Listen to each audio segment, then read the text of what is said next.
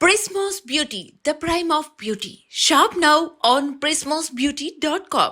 నెల్లూరు జిల్లాలో జరిగిన రోడ్డు ప్రమాదంలో మృతుల కుటుంబాలను ఆదుకోవాలని సిపిఎం ఆందోళన చేపట్టింది. 2 మృతదేహాలతో నెల్లూరులోని ముత్తుకూరు గేటు వద్ద బైఠాయించారు సిపిఎం నేతలు, కార్యకర్తలు. మృతుల కుటుంబ సభ్యులతో కలిసి రోడ్డుపై నిరసనకు దిగారు.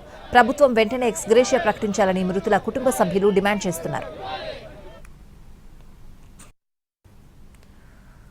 ముత్తుకూరు గేట్ వద్ద డెడ్ బాడీస్తో ఆందోళనకు సంబంధించిన మరిన్ని వివరాలు మా ప్రతినిధి వెంకటనారాయణ అందిస్తారు.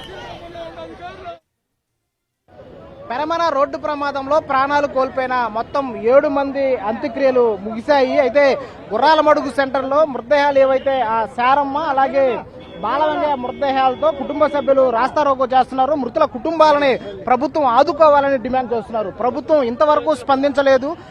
ఏదైతే ఆ ఇసుక టిప్పర్ కారణంగా ప్రమాదానికి గురైన ఇంతవరకు కూడా ప్రభుత్వం స్పందించలేదని చెప్పేసి బాధితులు ఆవేదన వ్యక్తం చేస్తున్నారు. ముత్తుకూరు గేట్ లో మృతదేహాలను పెట్టి ఆందోళన చేస్తున్నటువంటి పరిస్థితి కనిపిస్తుంది. అసలు ఏంటి ఆందోళన చేస్తున్నారు? ప్రభుత్వం నుంచి ఏమైనా స్పందన వచ్చిందా?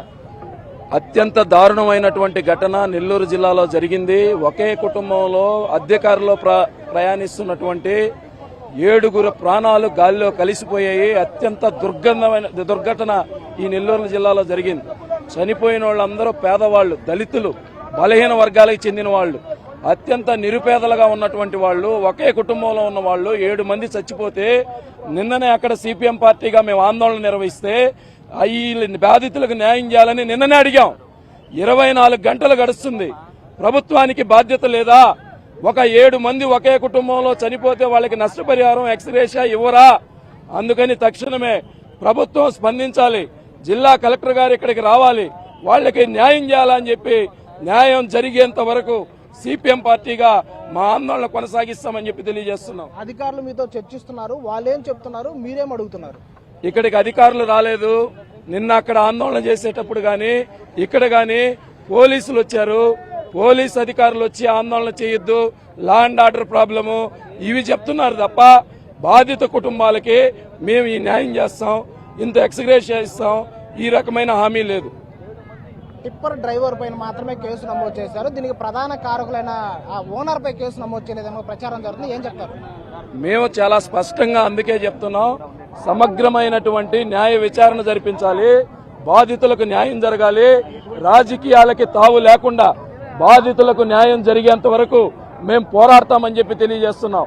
మీరు నిజంగా ఉంటే అధికారులకి ప్రభుత్వానికి చిత్తశుద్ధి ఉంటే న్యాయం చేసి జరిగేంత వరకు మీరు వచ్చి ఇక్కడికి వచ్చి ఆ బాధితులకు హామీ ఇవ్వాలి కదా.